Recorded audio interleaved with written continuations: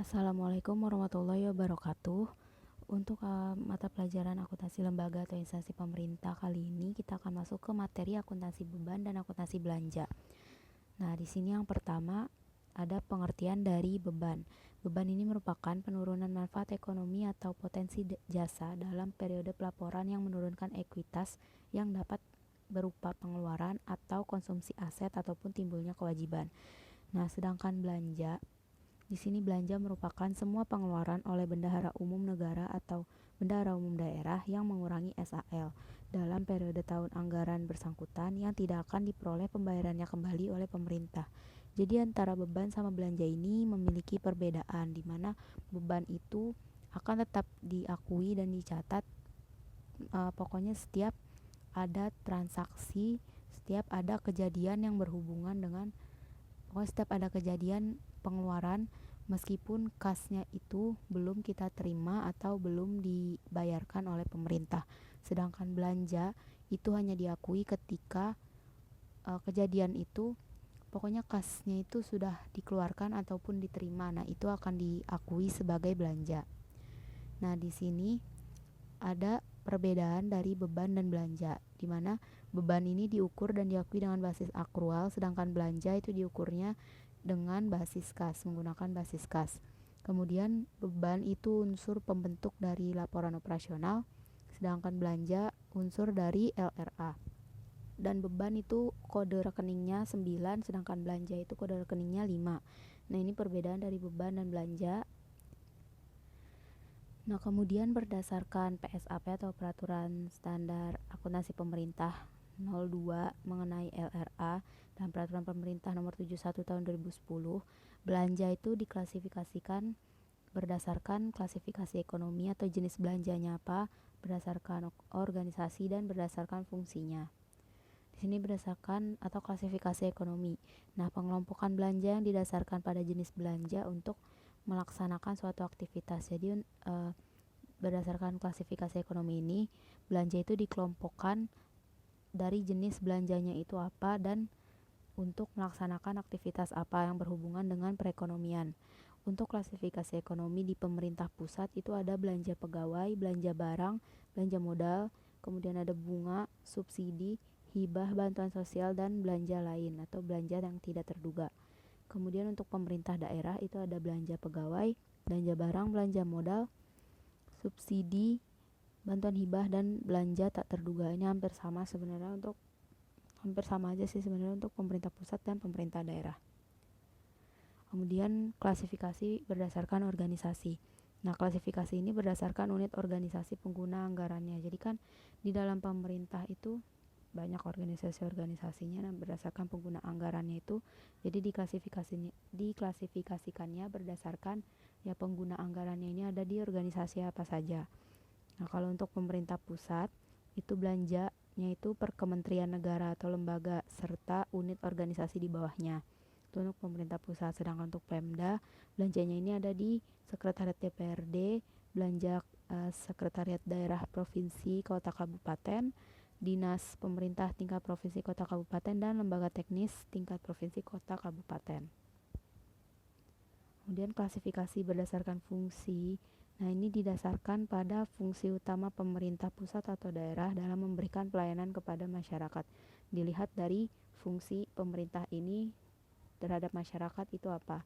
Nah, contohnya belanja pelayanan umum, pertahanan, ketertiban keamanan, ekonomi, dan bisa dilihat yang lain-lainnya. Ini berdasarkan fungsi pemerintah dalam bidang apa. Dibedakannya berdasarkan ini. Kemudian di sini ada klasifikasi belanja dalam LRA menurut PSAP nomor 2 PP 71 2010. Ini tadi belanja-belanja yang tadi, dibedakannya ini ada belanja operasi, belanja modal, sama belanja tak terduga. Yang termasuk belanja operasi ini ada 6, belanja modal ada 4, dan belanja tak terduga ini bisa dilihat, dan kewenangannya juga bisa dilihat. Di sini kewenangannya ada yang di SKPD sama yang di PPKD. Jadi harus bisa dibedakan yang mana yang di SKPD sama yang PPKD.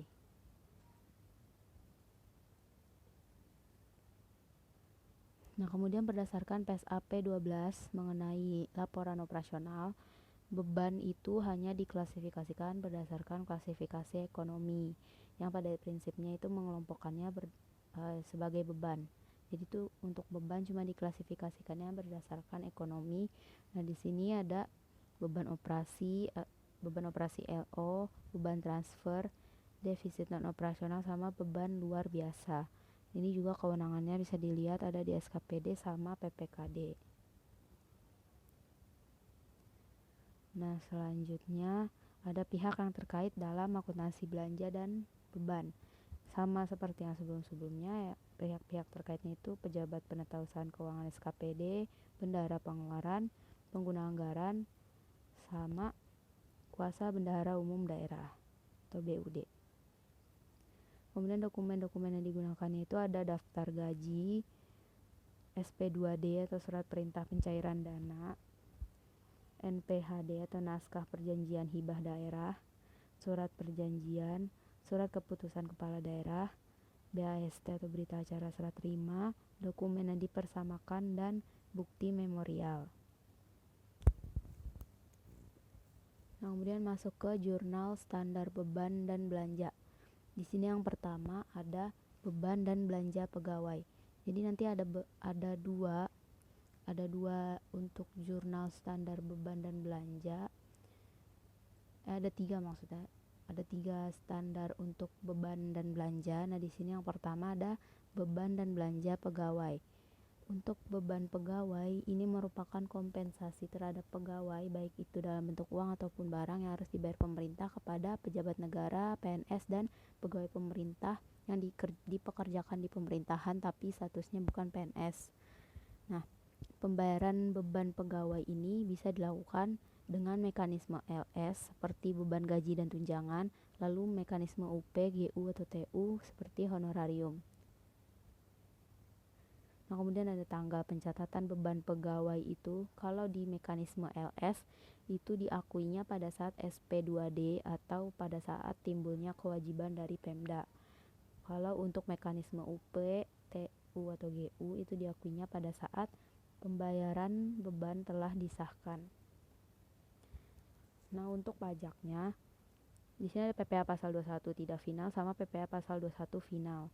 Untuk PPh pasal 21 tidak final itu dikenakannya terhadap penghasilan tetap teratur tiap bulan yang diterima pejabat negara, PNS, anggota TNI dan Polri, dan pensiunannya.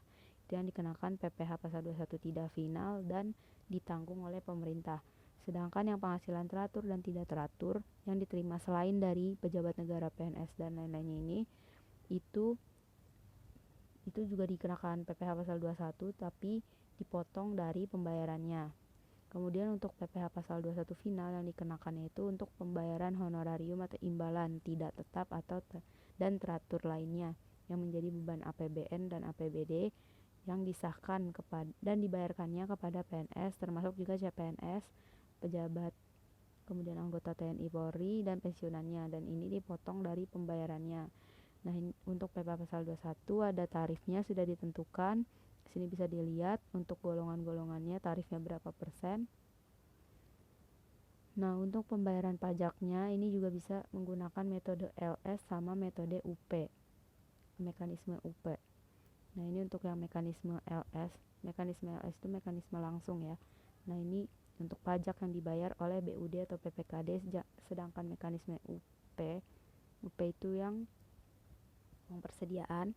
Nah, pajaknya ini dibayarkan oleh bendahara. Nah, ini masuk ke penjurnalannya, cara jurnalnya. Dari jurnal yang nomor 1 tadi kan beban dan belanja pegawai, untuk transaksi beban dan belanja pegawai ini ada mekanisme langsung, pembayarannya langsung ditransfer ke rekening masing-masing PNS. Jadi pembayarannya ini langsung dibayarkan ke rekening PNS-nya itu. Nah, jurnalnya ini ada 2, kita buat jurnal LO dan neraca sama jurnal LRA. Untuk jurnal LO dan neracanya itu kita buatnya beban gaji pokoknya debit, kemudian RK PPKD-nya di kredit. Sedangkan untuk kalau ada pajaknya kita taruh RK PPKD-nya di debit, kemudian utang PPh 21-nya di kredit. Nah, di sini nanti kalian bisa lihat di PowerPoint-nya untuk jurnal LRA. Nah, di sini kita debitkan belanja gaji pokok pada perubahan saldo anggaran lebih atau perubahan SAL-nya di kredit. Nah, karena di sini kan beban, makanya yang didebit itu akun beban gaji pokok. Sedangkan tadi kan beban itu untuk LO, jurnal LO kan. Nah, sedangkan belanja itu untuk jurnal LRA. Makanya jurnal LO-nya pakai akun beban gaji, sedangkan jurnal LRA-nya pakai akun belanja gaji pokok. Nah, sini ada contohnya pada tanggal 1 Juli 2020 BUD menerbitkan SP2D gaji sebesar 150 juta dan di 150 juta ini ada rinciannya gaji pokoknya 100 juta dan tunjangan keluarga 50 juta. Nah, untuk jurnalnya di sini kita debit gaji pokok. Tadi kan ada akun beban gaji pokok. Untuk akunnya bisa kalian lihat di BAS. Kalau kalian udah belajar kan di kelas 11 tentang BAS. Nah, itu bisa dicari di situ akunnya ada beban gaji pokok, nanti kode rekeningnya isi sendiri. Nah, beban gaji pokok itu kita masukin 100 juta. Nah, ini tunjangan keluarga juga ada akunnya, yaitu beban tunjangan keluarga sebesar 50 juta dan RKPPKD kita taruh di kreditnya 150 juta. Kemudian di bawahnya itu kan yang atas tadi jurnal LO, terus kita buat jurnal LRA-nya. Nah, ini jurnal LRA ini yang pakai akun belanja gaji pokok sama belanja tunjangan keluarga di debit dan kreditnya perubahan SAL. Jadi langsung dibuatkan 2 jurnal. Kemudian untuk yang masih di transaksi beban dan belanja pegawai, ini yang kedua ada mekanisme langsung, pembayarannya ditransfer ke bendahara pengeluaran. Baru dari bendahara pengeluaran itu dibayar ke PNS. Tadi kan langsung ditransfer ke PNS-nya. Sekarang dari bendahara dulu, baru dari bendahara diteruskan ke PNS. Nah, itu jurnalnya juga sama, jurnalnya ada 2, jurnal LO dan neraca sama jurnal LRA. Jurnal LO-nya itu ditaruhnya pertama kan uangnya dibayarkan dulu ke bendahara pengeluaran. Berarti bendahara pengeluaran dapat uang, berarti kas di bendahara pengeluaran masuk kan. Makanya di sini kita taruhnya kas di bendahara pengeluaran di debit, kemudian RKPPKD-nya di kredit dulu karena kas di bendahara pengeluaran itu masuk. Kemudian setelah bendahara pengeluaran membayarkan gajinya ke PNS, berarti kasnya berkurang sehingga di bendahara pengeluaran itu mencatat beban gaji pokok di debit, kemudian di kreditnya kas di bendahara pengeluaran kredit sebesar gaji yang dibayarkan. Nah, untuk PPH itu sama, kas di debitnya kas di bendahara pengeluaran, kemudian kreditnya itu utang PPH 21. Nah, untuk jurnal LRA-nya di sini langsung dimasukkan ke akun belanja gaji pokok pada perubahan SAL. Jadi yang ada bedanya dari ditransfer langsung ke rekening PNS sama dari bendahara dulu baru dibayarkan ke rekening ke PNS-nya, itu ada di perbedaannya di jurnal LO-nya kalau bisa kalian lihat nanti. Nah, di sini contohnya tanggal 1 Juli sama kayak tadi soalnya itu 150 juta. Ini soalnya sama seperti tadi, cuman ini dicatatnya berdasarkan dari bendahara pengeluaran dulu. Nah, di sini nih yang pas di uangnya ini masuk di bendahara pengeluaran, kas di bendahara pengeluarannya di debit karena kas di bendahara pengeluaran itu bertambah, RKPPKD-nya kredit.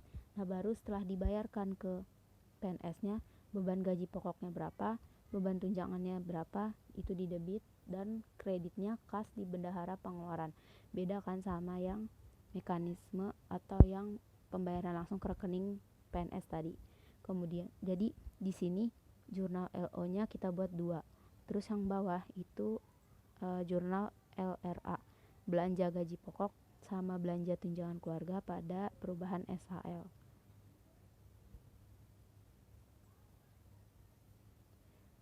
Masih di transaksi beban dan belanja pegawai, yang ketiga ada mekanisme UP. Kalau yang tadi yang 2 sebelumnya mekanisme LS, ini mekanisme UP. pembayaran oleh bendahara pengeluaran melakukan pembayaran ke masing-masing PNS. Jadi ini sama dari bendahara pengeluaran juga pembayarannya baru ke PNS. Nah, jurnalnya itu jurnal LO sama jurnal LRA. Nah, jurnal LO-nya ini beban uang lembur, ini contohnya, ini beban uang lembur contohnya.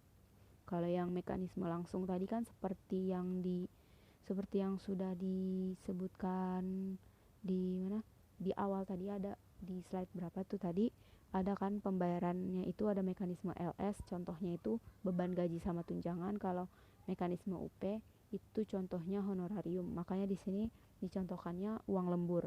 Jadi contohnya beban uang lembur di debit, kas di bendahara pengeluarannya di kredit. Jadi di sini tuh langsung dia nggak nyatet yang kas di bendahara pengeluarannya itu bertambah, karena kan pencatatan kas di bendahara pengeluarannya itu bertambah ketika bendahara ini kita lihat ke materi yang sebelumnya, materi akuntansi uang persediaan, yang materi akuntansi UP itu kan ada ketika untuk meminta UP.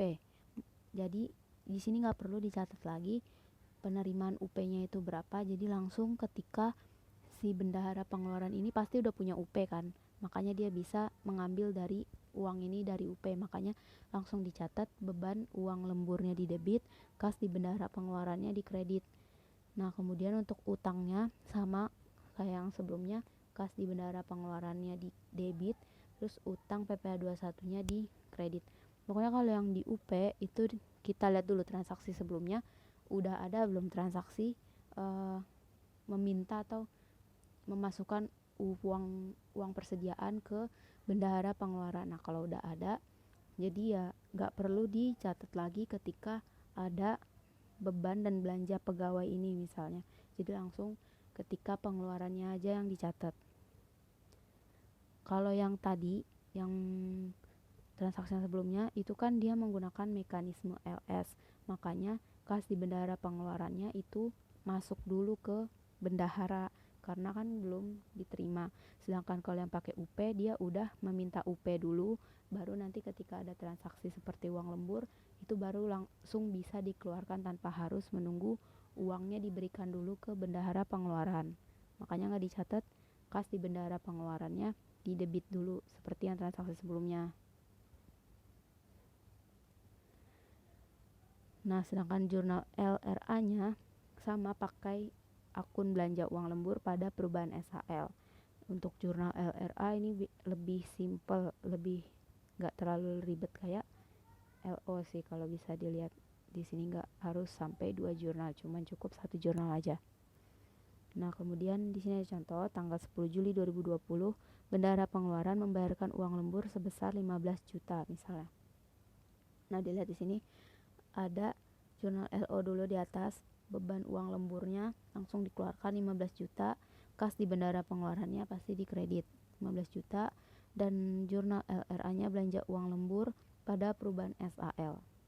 Jadi akunnya nggak harus uang lembur, tergantung soalnya aja apa. Nanti tinggal dilihat di situ di basnya kode rekeningnya itu apa. Nah, kemudian yang keempat, untuk ini masih di transaksi beban dan belanja pegawai, itu ada pengajuan ganti uang atau GU berdasarkan SP2D GU. Sini contohnya jurnalnya ini kas di bendahara pengeluaran pada RKPPKD. Jadi tadi bendahara pengeluaran kan di materi uang persediaan itu untuk untuk yang mendesak gitu kan. Nah, karena bendahara pengeluaran udah minta uang persediaan, terus tahu-taunya tadi yang seperti transaksi C itu bayar uang lemburnya pakai uang persediaan, jadi kan bendahara pengeluaran harus meminta ganti ke dengan menggunakan PPKD ini. Jadi dari bendahara pengeluaran ketika mengajukan minta ganti uang, jadi harus dimasukkan lagi tuh uang persediaannya ke bendahara pengeluaran. Nah, bendahara pengeluaran ketika menerima kas itu lagi, ya dicatatnya kas di bendahara pengeluarannya debit berapa, terus RKPPKD-nya di kredit. Nah, kemudian yang kedua, tadi itu transaksi yang pertama, beban dan belanja pegawai. Kemudian transaksi yang kedua itu ada belanja barang dan jasa. Belanja barang dan jasa ini digunakan untuk pengadaan barang atau jasa milik instansi pemerintah yang dimaksud untuk digunakan atau dikonsumsi sesegera mungkin dan digunakan dalam satu periode anggaran. Nah, di sini untuk pajaknya itu ada untuk belanja barang sama belanja jasa.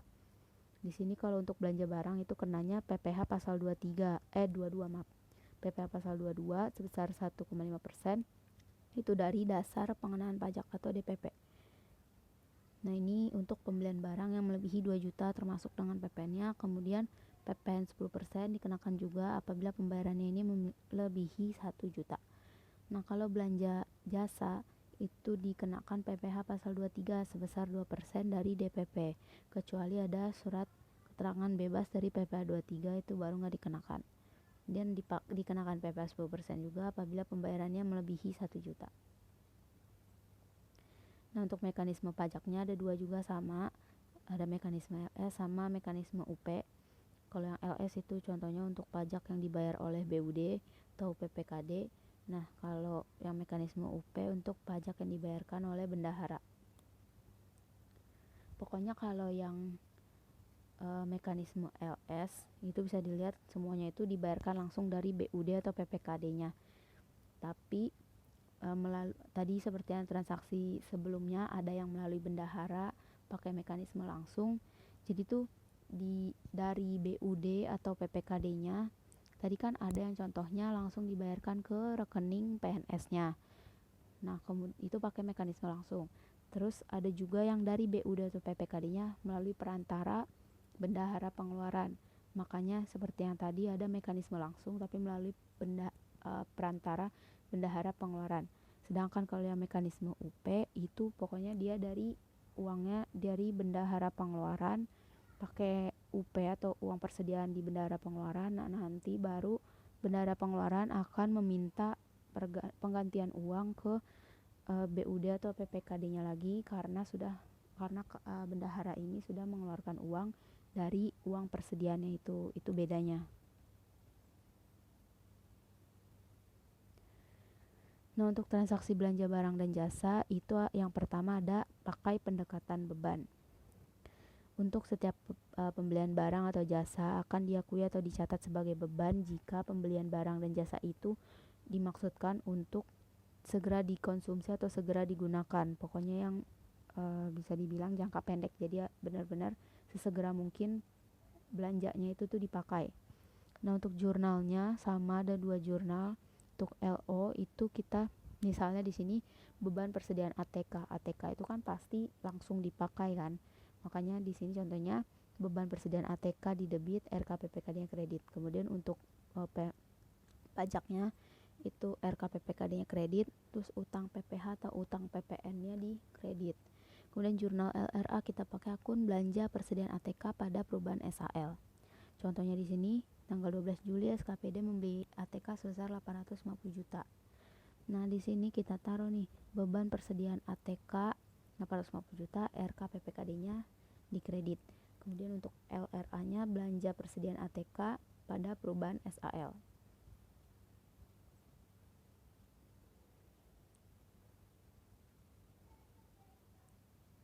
Nah, kemudian sebentar. Tadi di sini untuk yang pendekatan beban. Nah, ini masih di pendekatan beban. Kalau tadi itu kan yang sebelumnya menggunakan mekanisme LS. Kalau sekarang ini menggunakan mekanisme UP. Jadi di pendekatan beban bisa dua. Ada mekanisme LS sama mekanisme UP. Dilihat di sini di yang paling ujung yang ini jika menggunakan mekanisme UP. Sama ada jurnal LO sama LRA. Bedanya beban persediaan ATK pada kas di bendahara pengeluaran. Pokoknya kalau yang pakai UP itu dia kreditnya kas di bendahara pengeluaran karena yang ngeluarin duit itu bendahara pengeluaran. Kalau mekanisme LS pakainya langsung akun RKPPKD. Di sini pokoknya bisa dilihat jurnal LRA-nya contohnya juga sama, tinggal ganti akunnya doang, bisa dilihat di sini.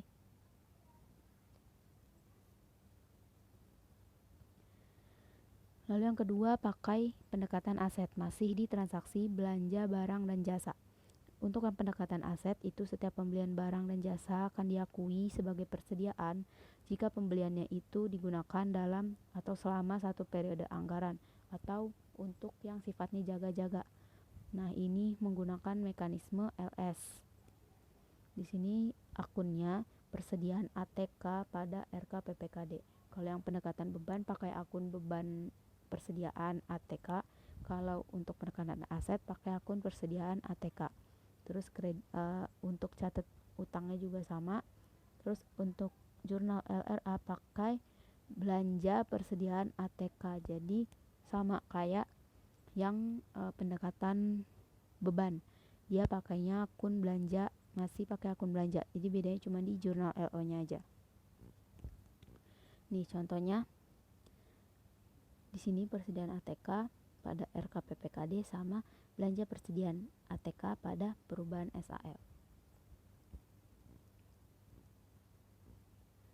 Kemudian yang terakhir ini untuk transaksi beban hibah dan bansos atau bantuan sosial. Sama kayak yang tadi yang belanja barang dan jasa, itu ada dua pendekatan beban sama pendekatan aset. Ini pendekatan beban, SKPD itu melakukan pembelian barang dan jasa yang akan diberikan atau dihibahkan kepada pihak ketiga dan telah ada BAST-nya tapi belum dibayarkan. Jadi pemerintah beli barang atau jasa tapi belum dibayar ke yang beli, maksudnya ke suppliernya. Belum dibayar tapi barang yang dibeli itu sudah atau langsung diberikan kepada si penerima hibah dengan NPHD atau dokumen yang sah yang telah ditandatangani. Nah, ini pakainya metode atau mekanisme LS. Ada dua jurnal LO atau neraca sama LRA. Untuk jurnal LO-nya itu pakai beban barang dan jasa yang akan diserahkan kepada pemerintah, kepada masyarakat maksudnya. Jadi ini pakai beban. Ini nanti ada juga lihat di basnya kode rekeningnya berapa. Kalau jurnal LRA-nya pakai akun belanja, ya sama aja pokoknya. Jurnal LO itu pakai akun beban, jurnal LRA pakainya belanja. Nah, terus yang kedua, yang pendekatan aset sama kayak tadi. Jadi pemerintah beli barang atau jasa, terus akan diberikan atau dihibahkan ke masyarakat atau pihak ketiga. Terus ada BAST-nya, tapi pemerintah juga sama nih, masih belum dibayar barang atau jasanya ini ke suppliernya. Tapi kalau yang tadi yang pakai pendekatan beban itu barangnya atau jasanya udah dikasih ke si penerima hibah, sedangkan yang ini belum diberikan ke penerima hibahnya. Nah, ini pakainya pendekatan aset. Nah, mekanismenya mekanisme LS, sama ada dua jurnal. Untuk LO karena pendekatan aset pakainya persediaan barang dan jasa yang akan diserahkan ke masyarakat, sedangkan LRA-nya pakai akun belanja tetap. Jadi pokoknya hampir sama kayak yang belanja barang dan jasa. Kalau pendekatan aset pakainya akun persediaan di jurnal LO. Untuk LRA-nya nggak ada perubahan. Nah, sekian untuk materi akuntansi beban dan belanja. Kurang lebihnya mohon maaf. Wassalamualaikum warahmatullahi wabarakatuh.